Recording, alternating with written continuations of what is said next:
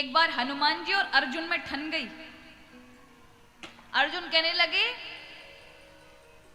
कि हमारे भगवान कृष्ण, हम तो कृष्ण के भक्त हैं, हमारे कृष्ण ने क्या नहीं किया। तो हनुमान जी कहते हैं हमारे राम जी ने क्या नहीं किया भाई, वो भक्त हैं, एक दूसरे की परीक्षा ले रहे हैं इसलिए। नहीं, कृष्ण और राम में कोई अंतर नहीं है। उन्होंने कहा क्या किया, बानरों से इतने दिन में एक पुल बनवाया, और हमारे कृष्ण भगवान ने तो एक बार में ही समुद्र पे इतना बड़ा पुल बनवा दिया। अरे उनकी बात छोड़िए, उनका ये शिष्य अभी 1 घंटे में ऐसा पुल बना देगा। उन्होंने कहा एक कार्य करो, तुम पहले पुल बनाओ और तुम्हें पता चलेगा कि वो इतने सारे बानर जो उस पार हुए थे, मैं एक बानर पार हो पाता हूं तुम्हारे उस पुल पे या नहीं। और आपको क्या लगता है, गर्व में आके अर्जुन ने जैसे पुल का निर्माण किया, और हनुमान जी को देर लगती है क्या, 100 योजन से ऊपर के बन गए, विशाल, और एक ही पाम धरा महाराज, पुल तहस नहस। अर्जुन ने शर्त रखी थी, अगर पुल टूटा तो मैं अपनी आत्महत्या कर लूंगा, चिता पे चढ़ जाऊंगा, और पुल नहीं टूटा तो जो हम कहेंगे वो हनुमान तुम्हें करना पड़ेगा। अब वो तुम्हारा चिता सजाकर अर्जुन बैठ गया, और हनुमान जी ने तो मजाक किया था। अब हनुमान जी ने कहा ये तो मृत्यु की ओर चल दिया। हम मना करते हैं, अरे कोई नहीं देख रहा, मेरे और तुम्हारे बीच की बात है, इसलिए भूल जाओ, मैं किसी से नहीं कहूंगा।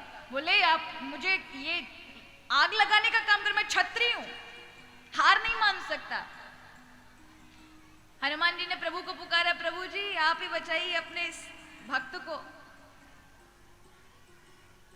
तो प्रभु अपने भक्त को बचाने के लिए ब्राह्मण के रूप में आते हैं। किसके रूप में आते हैं? और जैसे ही ब्राह्मण को आते हुए देखा, चिता सजा रहे थे अर्जुन, अर्जुन को चिता सजाते हुए देखा, ब्राह्मण ने कहा क्यों, भोजन पानी की तैयारी हो रही है? वो कहते हैं भोजन पानी लग रहा है, या मृत्यु की तैयारी हो रही है। बोले मृत्यु, तुम खुद मरना चाहते हो? उन्होंने कहा दो के बीच में जब कोई शर्त लगती है तो न्याय करने वाला तीसरा होना चाहिए।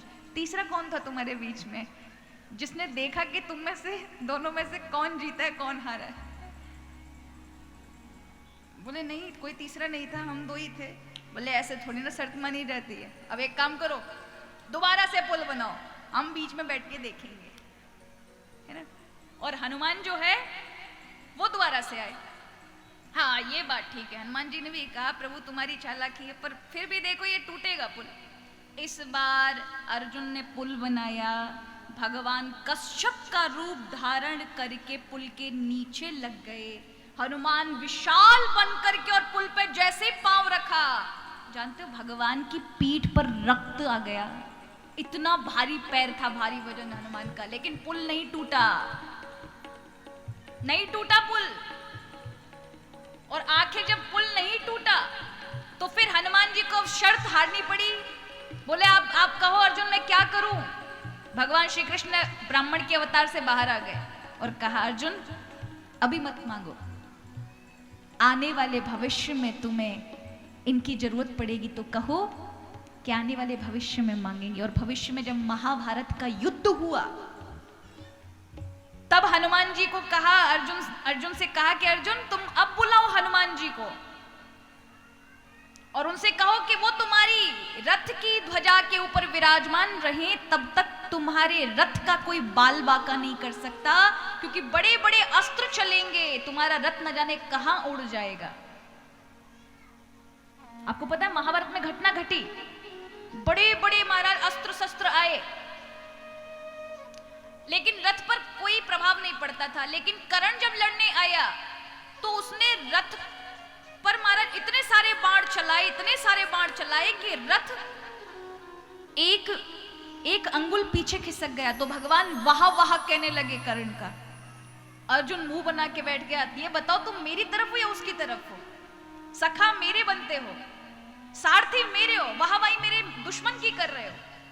और मैंने जो अर्जुन को 50-50 हाथ पीछे फेंका, उसका कुछ नहीं वाहवाही किया, एक अंगुल क्या पीछे मेरा रथ खिसक गया, आप वाह वाह कर रहे हैं। पता है प्रभु ने क्या कहा? तू जानता है कर्ण का रथ तो केवल सामान्य है, तू ये भी नहीं जानता तेरे रथ पे कौन बैठा है, अत्यंत अतुलित बलशाली, तो तेरी पताका पर हनुमान बैठे हैं। और ऊपर से मैं बैठा हूं और तब भी तेरे रथ को कोई एक तिल भर करके भी अगर पीछे हटा दे तो वो साधारण योद्धा नहीं है, इसलिए इसकी प्रशंसा कर रहा हूं। और जिस दिन 18वें दिन युद्ध समाप्त हुआ, प्रभु ने कहा अर्जुन अब रथ से तुरंत नीचे उतर जा और कम से कम 40 हाथ पीछे जा। और जैसे ही अर्जुन उतरे वो रथ उड़ गया महाराज, विस्फोट की तरह जल गया, क्योंकि हनुमान जी उससे जैसे उड़े ना वो रथ वहीं की वहीं खत्म था। तो हनुमान में इतनी शक्ति है।